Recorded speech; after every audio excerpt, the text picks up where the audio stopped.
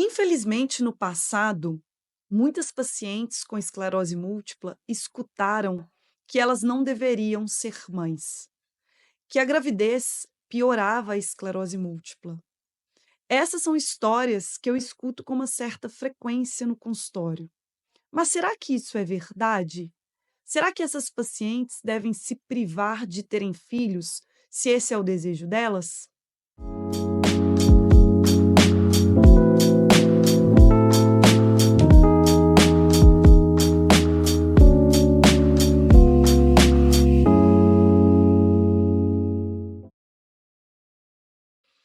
Bom, felizmente a resposta é não. Elas não devem se privar se elas desejam ser mãe. As pacientes com esclerose múltipla, elas podem sim engravidar. Mas tem um ponto que é fundamental e quem me acompanha aqui e na minha vida prática como médica, como professora, sabe que esse é um assunto que eu gosto muito. É importante para as pacientes que seja feito o planejamento familiar, o planejamento gestacional. Mas o que é isso, doutora Juliana? O que é planejamento gestacional? Quando a paciente começar a pensar em engravidar, ela deve comunicar o seu médico, preferencialmente o quanto antes. Por quê? Porque ela vai fazer os exames que são necessários para toda paciente que deseja engravidar. Ela deverá começar a reposição de ácido fólico. Ela deverá avaliar a reposição que ela está fazendo de vitamina D. E um ponto fundamental, ela deve avaliar qual medicamento ela está usando para o tratamento da esclerose múltipla. Vejam bem, alguns medicamentos para esclerose múltipla não podem ser utilizados durante a gravidez, porque eles oferecem risco ao bebê. Então, qual é o ponto fundamental do planejamento gestacional? É nós avaliarmos qual medicamento o paciente está utilizando, se aquele medicamento poderia ou não ser mantido durante a gestação, para fazermos o planejamento gestacional e pós-gestacional. Ah, doutora Juliana, mas uma amiga minha me disse que não tratou, não utilizou medicação durante a gravidez. Isso procede?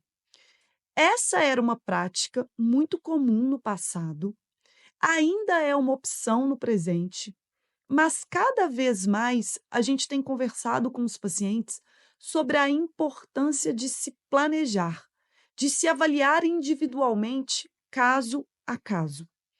Exemplo, vamos dar um exemplo prático para vocês. Uma paciente que utiliza o medicamento Fingolimod.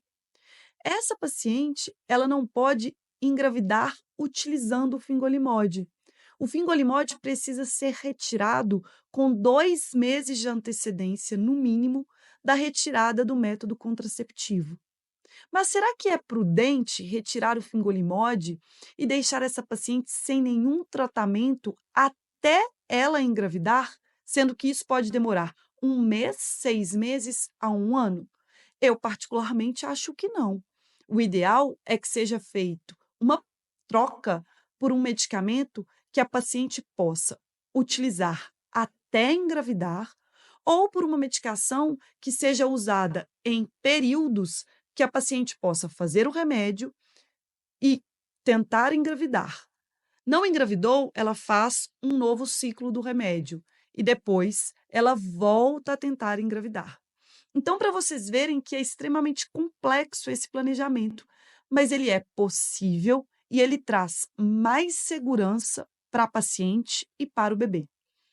Um outro argumento que eu escuto com frequência é: doutora Juliana, eu vi em uma aula que, durante o período gestacional, reduz o risco de surtos. Isso é verdade? Sim, isso é verdade. A gestação ela é protetora. Durante a gestação, principalmente segundo e terceiro trimestre, a mulher tem menor risco de surto porque o sistema imune está mais contido. Só que isso se aplica a todas as pacientes? Não. Existem pacientes que têm uma alta atividade de doença, que têm uma doença mais agressiva. Então, Para essas pacientes, não seria prudente nós contarmos apenas com a proteção da gravidez. Muito provavelmente, essas pacientes se beneficiam de tratar durante a gravidez. Por isso, mais uma vez, a importância do planejamento gestacional. Um outro ponto é que, logo após o parto, o sistema imune vai começar a voltar ao normal. E principalmente no terceiro trimestre pós-parto, ele vai chegar ao ponto que ele era antes, e isso aumenta o risco de surto. Então, se a gente não faz um planejamento pós-parto, naquele momento especial da vida da paciente, muitas vezes ela vai ter um surto.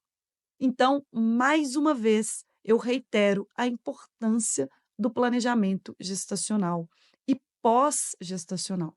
Esse é um tema amplo, eu poderia falar aqui com vocês, para vocês durante muito tempo, mas eu prometo que, de acordo com as dúvidas, eu trarei novos tópicos a respeito de gravidez e tratamento na esclerose múltipla.